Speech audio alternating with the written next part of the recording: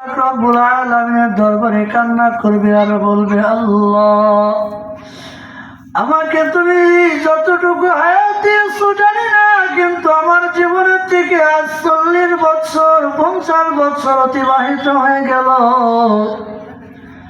এমন কোন গুনাহ নাই যে গুনাহ আমি করিয়া ফেলাই নাই গো আল্লাহ। আজকে এই কোরআনের বাগানে বসে তোমার কাছে খাঁটি দিলে তওবা করতেছি মালিক। জীবনে যত গুনাহ করেছি আর গুনাহ করব না।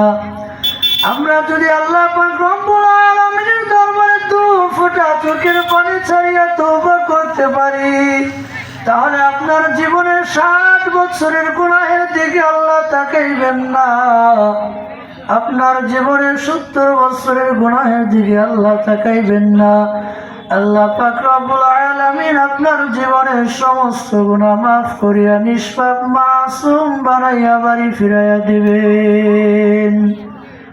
সময় তো হাজিরিন, এজন্য এখনো যারা আমরা কোরআনের বাগান, জান্নাতের বাগান